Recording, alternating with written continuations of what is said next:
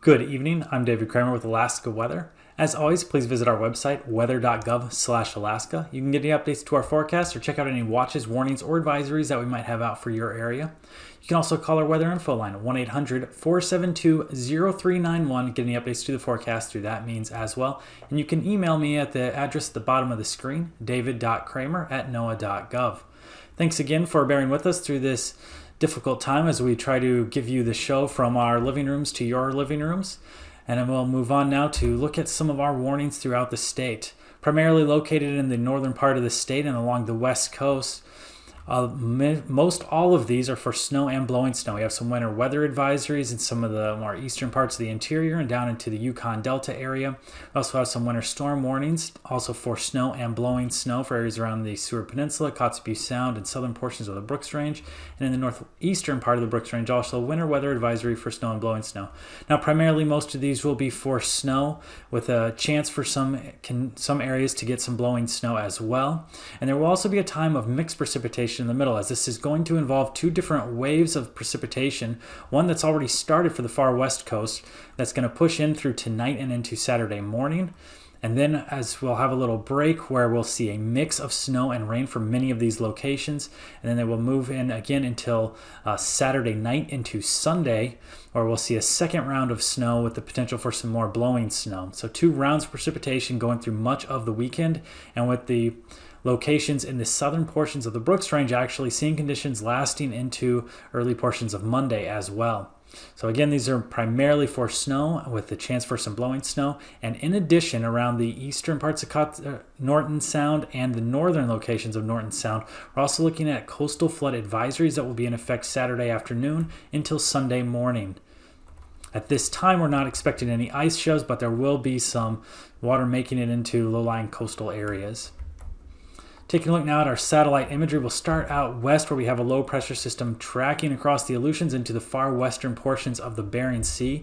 As we watch this again, we'll look a little bit further to the east out over the central Aleutians as we can see the frontal system associated with that low pushing further through the Bering Sea.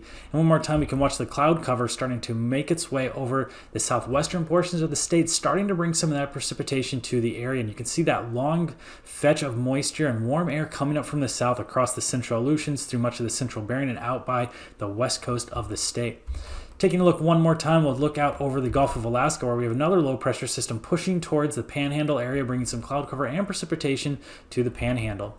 So taking a look at today's weather, we'll start off in the Panhandle area where we have that low pressure system in the northeastern portions of the Gulf of Alaska, bringing a mix of rain and snow to the Panhandle area with snow further to the north and more rain as we get closer towards the Gulf of Alaska. Along the North Gulf Coast, we'll see a mix of rain and snow as well, and then some areas of snow through south central Alaska and central and eastern portions of the interior. Up along the Arctic coastline, going to stay dry for the remainder of the day, but all along the west coast, we are going to see precipitation starting off as snow with some areas of blowing snow mixed in. Then as we drop down into the YK Delta area, some of that warmer air coming up from the south, transitioning the snow over to rain, then rain through much of the Bering Sea, central Aleutian Islands, and for the western Aleutian Islands as well. Taking a look then into tonight, we will see some snow starting to make it in behind some colder air for the western Aleutians, but still warm enough in the central Aleutians to see primarily rain. See a mix of rain and snow through much of the Bering Sea, and then a mix of rain and snow for southwest Alaska and up into the Norton Sound as some of that warmer air starts to make its way inland. Out ahead of that system, we are going to see some snow and blowing snow conditions making their way into the interior and up into areas of northwest Alaska. Through much of the eastern portion of mainland Alaska, not a lot of precipitation, some isolated areas of snow showers, and then down in the Panhandle area, some snow and mix of rain and snow as we get further to the south as that low is starting to exit the area. As we move into Saturday, the Panhandle will start to clear up, And then we'll start to have the previous system out over mainland Alaska, pushing that precipitation well into the central and eastern portions of the mainland, with some isolated areas, mix of rain and snow for much of south central Alaska. Still some warmer air with this system, bringing up that mix into the western portions of the interior and throughout southwest Alaska as well, but starting to get some snow back to the west coast north of the Yukon Delta area. Up along the northwest coast, we're also going to see some snow and blowing snow conditions. And then down in the Bering Sea, some areas of colder air by St. Matthew Island starting to mix with rain as we get further to the south towards the Pribilof Islands. And we'll see some rain for the central eastern Aleutians and for the Alaska Peninsula. Further out west, cold enough to see some snow for the western Aleutian Islands. Then on Sunday, everything's going to get colder behind this system. Going to see a lot of snow throughout the Bering Sea, Aleutian Islands, and Alaska Peninsula. All throughout mainland Alaska, expecting to see snow with some blowing snow conditions as we get more into the interior, especially those northern locations of the interior and southern portions of the Brooks Range. And as we drop down into south central Alaska, some areas of snow with a mix of rain and snow for the Copper River Basin, and then clear skies and clear conditions down for the Panhandle area. Taking a look at our temperatures, lows for Saturday morning, in the mid-20s to around 30 for the Panhandle, mid-20s for much of south central Alaska, going into the teens for eastern locations of the interior, but all throughout the western interior and west coast of the state, down into the lower 30s and the lower 20s as we get by the Kotzebue Sound area, single digits for the North Slope coast. Down in the Aleutian Islands, going to see temperatures drop into the mid to upper 30s. And then as we move into Saturday afternoon, temperatures rising back up into the 40s for most of the Aleutian Islands. And then for much of mainland Alaska, getting into the 30s to near 40 for most locations of the mainland, with the exception of up along the North Slope coast. We're going to stay up into the mid-20s and into the 40s for the Panhandle area. Dropping down Sunday morning into the mid-20s for much of the Panhandle, into the 20s as well for south central Alaska and the interior, and down into the teens for some locations along the west coast and the Arctic coastline, down into the 30s for the Aleutian Islands. Sunday afternoon, getting up into the mid to upper 30s for the Aleutians, all along the west coast up into the mid-20s, and as we get into more interior locations of the state, into the mid-30s, with some locations in south central and the interior getting to around 40 degrees. Up along the Arctic coastline, we are going to get into the mid to upper 20s, and then in the Panhandle area, get into the lower to mid 40s. And now, aviation weather around Alaska. Hello, I'm Carrie Hazley with the National Weather Service. Let's take a look at aviation weather now. We start by taking a look at flying weather conditions Saturday morning across the state. We'll see widespread IFR conditions over much of the west coast and a good portion of the interior.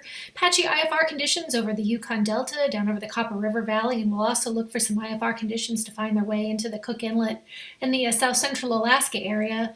Marginal VFR conditions will prevail tomorrow morning over the Panhandle, much of the Aleutians and the Bering.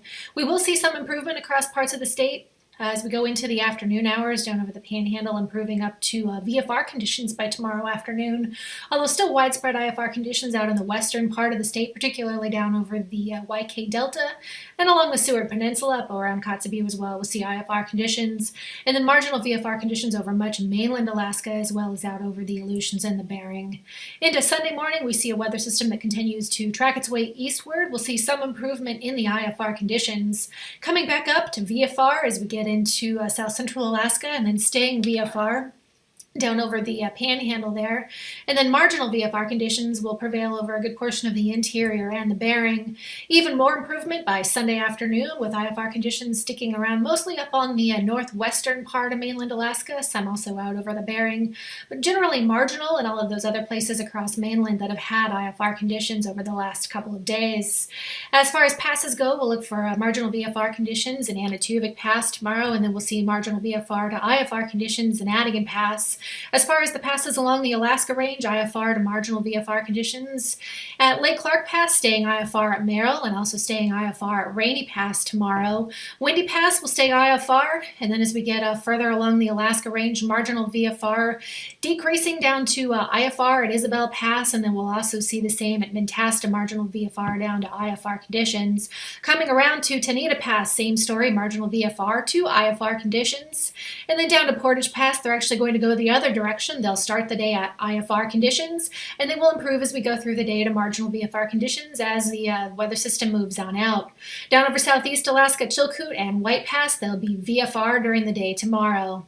As far as freezing levels go, we will look for some warmer air pushing its way out ahead of that weather system out along the Aleutian chain, up over the western part of the Bering and even into parts of southwestern mainland Alaska. This will bring the potential for some mixed precipitation out in that particular area. Surface lines staying just over the southern part of mainland and down over just the coastal areas there of southeast Alaska.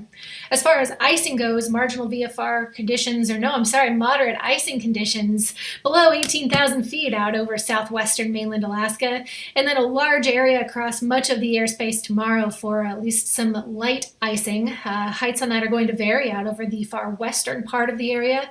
We'll look for icing to be below 12,000 feet, and then up over much of mainland Alaska more like 8,000 feet. Down over the Panhandle, icing below 12,000 feet.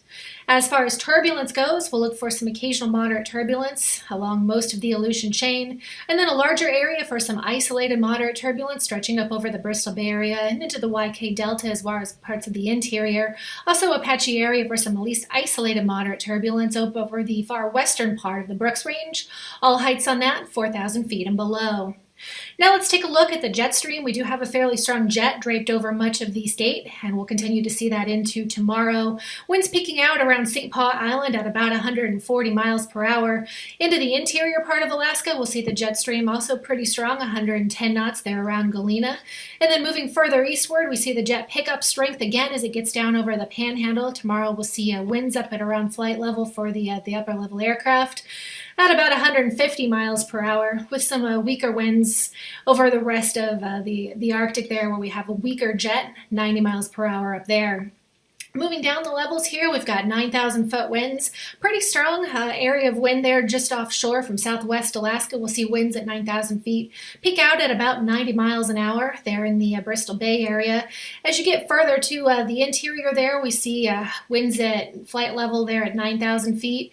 50 miles an hour in the vicinity of McGrath, Galena, and then over towards Fairbanks, we'll see the winds kind of drop off a bit. 45 and then down around towards the Panhandle, even less at 9,000 feet. We'll see winds at about 30 miles an hour. And then finally we take a look at 3,000 foot winds now. We still have fairly strong winds, 70 miles an hour out there over the far western part of mainland Alaska, and then there over the Bristol Bay area. Stronger winds out over the Gulf of Alaska as well, 55 miles per hour, and then also some 55 mile an hour winds up over the northern part of the interior. You guys got everything tied down back there? Yeah. Yep. We're going through the lee of St. Elias, so there might be some turbulence. Fasten seatbelt sign on. Well, who am I to tell you what to do?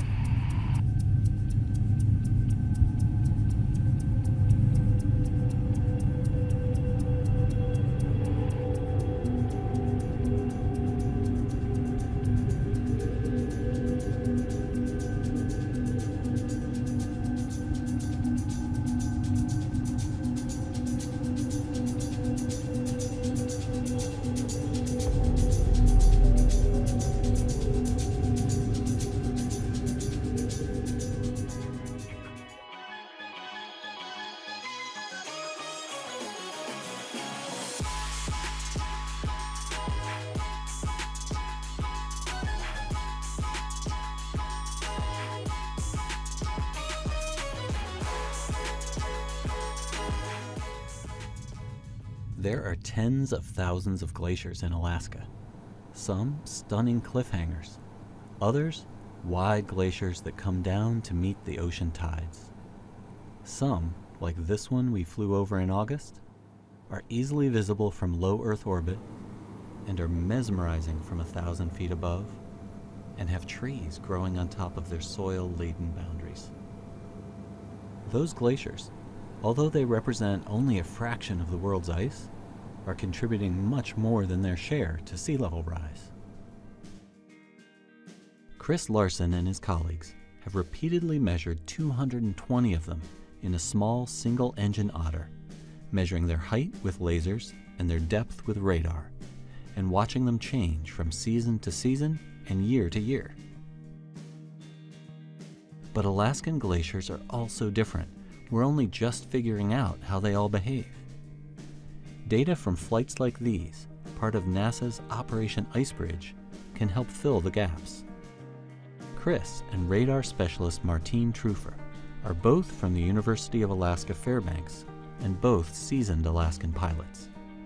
But they rely on their good friend and legendary bush pilot Paul Kloss and his 35,000 hours in the cockpit to fly the incredibly demanding flight lines the mission requires. And does it help you guys being pilots too? I would like to think so, but watching Paul fly and seeing what he does, it's kind of like trying to learn quantum mechanics in kindergarten. You know, I can fly my airplane around, but just seeing what Paul does in this extremely challenging environment in the mountains while trying to follow a specific flight line at a specific altitude above ground, negotiating winds, topography, maybe occasional low-level clouds that you have to get around, and just managing all that is just several levels above what I could do as a pilot. Well, I think the first time I came here to this park, I was probably 4 years old with my father. I've been blessed to be able to fly in lots of places in the world, all over the place actually, almost every continent. I guess I'm always looking for some place that might be better than this, but I haven't found it. Paul's plane is about 60 years old and is the first single-engine Otter ever retrofitted with a 1,000 horsepower engine, which makes takeoffs feel effortless and gives Paul the ability to negotiate wild terrain, which he certainly did during the first 2 incredible science flights of this campaign. And with sunny skies and relatively calm air, we covered 3 vastly different pieces of ice. While Paul fueled up the plane, Chris gave us a preview of the day's science and scenery. So it has one of the greatest coastal reliefs anywhere in the world. So it's between the ocean and the summit of Mount St. Elias, which is 18,008 feet high. It's less than 10 miles. There's a stupendous amount of mountain right off the ocean. It's hard to beat it anywhere in the world. It might be the prettiest for me. It's absolutely stunning. From here in McCarthy, we'll cross one of the bigger precipitation gradients in Alaska too. Here it's about 10 inches of precipitation a year, and we'll go over to an area where it's on the order of 200 inches per year. So it's from one of the driest parts of Alaska to one of the wettest parts of Alaska in about 45 minutes flight time. Oh, that's pretty good. That's awesome. You want to do Tyndall next? Sure. Where you want? If the winds are calm now, might as well grab it. First, we came to the rugged landscape of Icy Bay, which not that long ago wasn't a bay at all. It was filled with ice. Tidewater glaciers in this region can make dramatic advances and retreats as they feed on high rates of snowfall and then retreat as they're melted by warm ocean waters. Like the Tyndall Glacier seen here, most of these glaciers have retreated dramatically over the last 100 years. But nearby Yahtzee Glacier, after years of retreat, is currently the most rapidly advancing glacier in Alaska. Overall, though, the Icebridge Alaska surveys, from the Denali region in the north to the Juneau ice field in the southeast, have documented pretty substantial thinning of glacial ice. Areas seen here in orange and red show between about 10 and 15 feet of thinning per year. 1,200. It's a nice waterfall up there from the hanging ice. When we very first started profiling this, Paul, this gravel fan in the one in the valley next to it didn't exist. Yeah, I was gonna say, this was look at all the good landing spots here. Yeah, There's no place to land here before. no, it was deep water. After covering several of Icy Bay's glaciers, given that it was time for lunch, just like that, we landed in this unforgettable spot.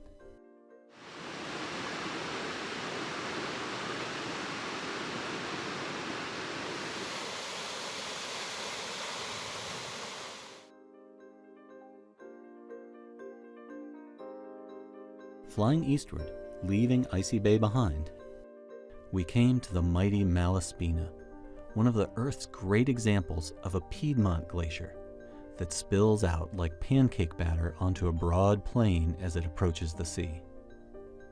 It surges at uneven intervals, creating dramatic patterns on its surface as it distorts the moraines of rock and soil borne along by the glacier. The Malaspina is less dynamic than the Yahtzee and is only melting at about the average rate for Alaska, but that could change quickly. It has the potential for being one of the bigger geographic evolutions in Alaska. Certainly my son will be able to witness some big geography changes there. There's potential for it being connected with the ocean through some narrow lagoons, estuaries, which would take a little bit of coastal erosion, but it's not too hard to imagine that where the Malaspina Glacier is now could become a large bay. The data that Martine's radar provides could reveal how vulnerable the Malaspina is to melting by the nearby ocean. Here we see the radar returns from the surface of the glacier, and here is something that Chris's lasers can't see, the rocky bed of the glacier, giving us both clues as to what's happening under the ice, as well as a measurement of its thickness. Finally, we came to the Yakutat ice field, 300 square miles of absolutely doomed ice perched high in the mountains. Researchers even debate how this ice field came to be at all, since in its current configuration, it's hard to imagine how it could capture enough snow to form glacial ice. And so, even if the Arctic weren't warming faster than the rest of the planet, this area would be likely to melt within a century or two. But with many other glaciers, it's easier to see the connection between a warming planet and ice loss. Thanks to data from IceBridge and other surveys, we now have a good estimate of the current rate of loss from Alaskan glaciers, 75 gigatons a year. While airborne observations over Alaskan glaciers have provided a rich record of change in the area, those efforts are now augmented by NASA's newest ice measuring tool, ICESat-2. With 6 laser beams of its own, and orbiting the Earth every 90 minutes, the satellite will carry on the record of Alaskan change. For their part, Chris and his team will continue to do their surveys for at least the next 2 years, helping to validate the ICESat-2 data and make further detailed observations over the stunning glaciers of Alaska. And now, marine weather around Alaska. Welcome back for the marine section. We'll start off with a quick look at our ice edge. We do have some leads forming in the ice along the west coast and in some of the islands like Nunavik Island, St. Lawrence Island, where the shorefast ice, we are seeing some leads between the shorefast and the main pack. And it's going to be coming and going with these different lows that are moving through the areas. They'll refreeze and then reform. And we also have with these next series of lows coming up some southerly winds over the eastern portions of the Bering. So we are expecting some of the ice south of Nunavik Island and in Bristol Bay area to start to push back towards the north. Taking a look now at our marines for the southeastern portion of the state, starting in the inside waters, we have northwesterly winds 20 knots up to the north and then dropping down to 10 knots as we get further to the south. Out over the Gulf, light variable winds around 10 knots with seas as high as 6 feet. Then on Sunday, winds in the inside waters southerly 10 to 20 knots, strongest up to the north, becoming northwesterly as we get further to the south. Out over the Gulf, westerly winds 10 to 15 knots, becoming southerly as we get further to the north. Out over south central Alaska on Saturday, we do have winds in the Prince William Sound area, northeasterly winds around 10 knots, becoming stronger and out of the west as we get further to the west and closer towards the Barren Islands, 25 knots there, seas as high as 7 to 8 feet, and then in the Cook Inlet area, southerly winds around 20 knots. On Sunday in Cook Inlet, 30 knots out of a southwesterly direction, seas 6 to 10 feet, highest as we get further to the south, 35 knots out of a westerly direction around the Barren Islands and western portions of the Gulf, and then becoming easterly 15 as we get into the Prince William Sound area. Out over the Alaska Peninsula and Kodiak Island, starting around Kodiak Island, southwesterly winds 25 knots. And that's going to continue along much of the Alaska Peninsula until we get out over the eastern portions of the Bering by the Cold Bay area, out of the south 30 knots there. Seas as high as 13 feet on the Bering side of the peninsula. Then on Sunday, flow continuing to be primarily out of a westerly direction, 25 to 30 knots, a little bit weaker south of Sand Point, northwesterly 20 knots there, seas as high as 14 feet on the Pacific side of the peninsula. Out over the Aleutian chain, we're seeing primarily westerly flow, 30 to 40 knots most locations, becoming more southerly as we get by the eastern Aleutian Islands, with seas getting up to as high as 22 to 23 feet for the western Aleutians, dropping down to around 11 feet on the Pacific side of the eastern Aleutians. Then on Sunday, continuing to see primarily westerly flow, 15 to 20 knots most locations, with seas as high as 14 feet, highest now out over the Bering side by the eastern Aleutians, dropping down to 9 to 10 feet for the western Aleutians. So look along the west coast of the state, southerly winds 30 to 35 knots, becoming more westerly by St. Matthew Island and by the Pribilof Islands, seas as high as 23 feet by the Pribilof Islands. Then on Sunday, we have westerly flow, 35 to 40 knots in northern locations, getting as high as 45 knots for the Norton Sound area. And as we drop down south of Nunavik Island, seeing westerly winds 30 knots for those locations and by the Pribilof Islands, seas as high as 17 feet by St. Matthew Island. Along the Arctic coastline, we do have easterly winds 15 to 20 knots, then becoming northerly by the Point Hope area, 25 knots there, and then back to southerly winds as we get closer towards the Bering Strait, 25 to 30 knots expected. On Sunday, seeing more westerly winds by the Bering Strait area, 40 knots there, dropping down to 25 to 30 knots, becoming more northerly as we get along the northwest coast, and then southeasterly winds along the Arctic coastline around 15 knots. Taking a look at our weather for the remainder of the day, we have multiple lows moving through the Bering Sea, bringing a long fetch of moisture to the southwestern portion of the state, starting to push further into interior Alaska, bringing some snow to interior portions of the state, especially out over the western areas and then along the west coast. Enough warm air to mix with rain along the Norton Sound area and down by the Bristol Bay area, but we are seeing some blowing snow conditions out ahead of this system, out over the portions of the Brooks Range. And we are also having enough snow in these locations to see winter weather advisories for areas of western interior and the west coast, and winter storm warnings for some locations, especially in the Brooks Range, where we are going to see some snow and blowing snow conditions. Out over the eastern portions of the interior, some isolated snow showers and precipitation starting to make it to the far western locations of south central Alaska. And then some snow and a mixture of rain and snow for the Panhandle area, with more rain as we get further to the south and more snow as we were in locations further to the north. So look into Saturday, clearing up in the Panhandle area. Much of South Central also remains fairly clear. Some isolated showers in the Kenai Peninsula and Susitna Valley. But for mainland Alaska, especially in the interior through the west coast, we are going to see a lot of snow, where we have those advisories in effect through much of the weekend, as well as the warnings, with some areas of blowing snow along the west coast and up in the Brooks Range. However, there is going to be some portions of time later on Saturday where we'll see a mixture of rain and snow for the central and western portions of the interior. These forecasts are for planning purposes only. Call 1-800-WX-BRIEF for a formal pre-flight briefing.